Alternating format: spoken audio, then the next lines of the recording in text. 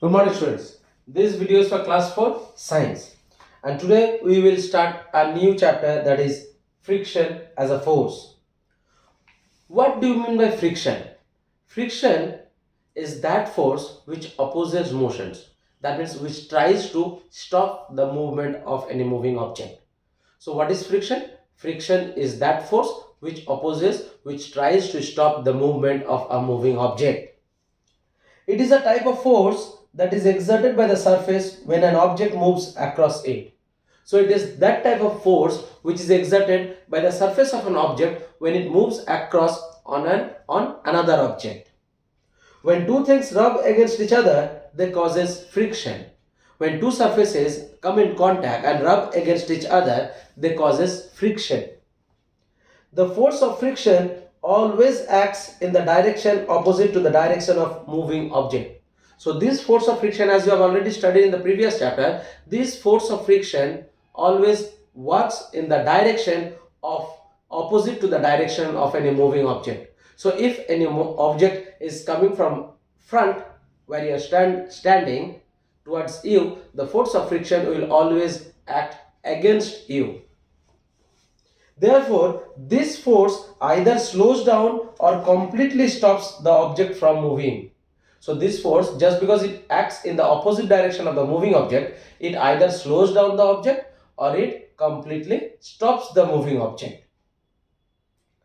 Friction develops between the object and the surface when they touch or rub against each other.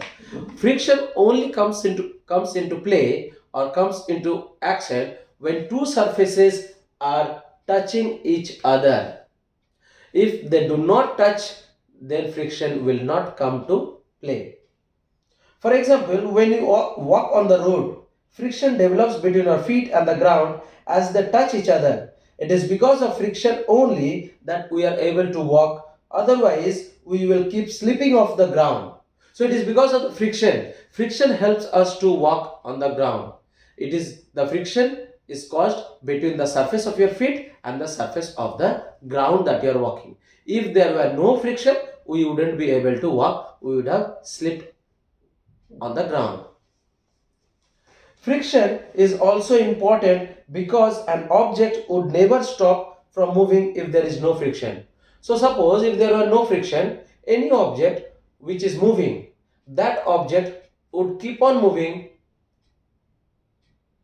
for unlimited time. That means if there were no friction, if there were no external force applied, then this moving object would have kept on moving and moving and moving. But if there is too much friction between objects on the surface, then the object will never move. And suppose if the friction is very high, if there is too much friction, then the object cannot be moved. Suppose you talk about a big rock kept on a place, you push it, you won't be able to move the rock. It is because the friction between the surface of the rock and the surface of the ground is too high for you to move the rock. Friction can occur in any medium, whether solid, liquid or gas. But the amount of friction differs according to the medium. So friction can take place in solid medium, through liquid as well as through gaseous form. But the strength of friction will be different in case of different medium. A solid has more friction than liquid. Therefore, an ice cube will slide more easily than a coin on a hard surface. A solid has more friction than a liquid. That is why an ice cube moves smoothly rather than a coin on a hard surface. It is difficult to walk on wet floor in comparison to dry floor. So if you have ever tried to walk in the wet floor, you will find that it is very difficult to walk in the wet floor as compared to the dry floor. On dry floor, it is easy for you to walk. Wet floor has less friction, so we may slip and fall. Because wet floor has less friction, we may slip down and fall. The amount of friction depends on the material from which the surface is made. Rough surface causes more friction than smooth surfaces. So this amount of friction, that friction will be less or friction will be more, depends on the type of material it is used to make the object. And remember, as you have already studied before in the previous chapter, that a a rough surface will have greater friction greater friction than a smooth surface.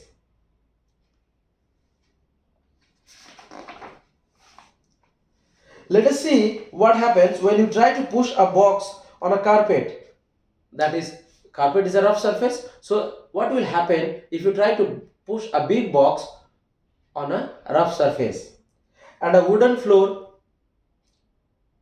When we push the box across two surfaces, it will be harder for us to move the box on the carpet than the wooden floor. So suppose if you try to move a big box on two surfaces, on a carpet which is rough surface and on wooden surface which is smooth surface. If you try to push it on the rough surface, you will see you will find it more difficult to push in a rough surface on a rough surface than on a smooth surface, because smooth surface has less friction than rough surface. Next thing, heavy objects have more friction than light objects. Therefore, it is difficult to push an iron box over the floor in comparison to a wooden box of the same size. Now, the first thing, that rough surface will have more friction than smooth surface.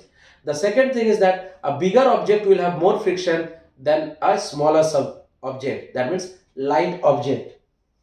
Next point, the surface area of an object also decides if the friction will be more or less.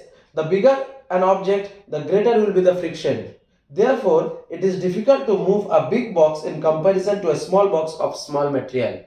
Now suppose if you push a box, the first thing is that rough surface will have greater friction than smooth surface. Second thing, a heavy object will have more friction than a light object. And third is the surface area in contact.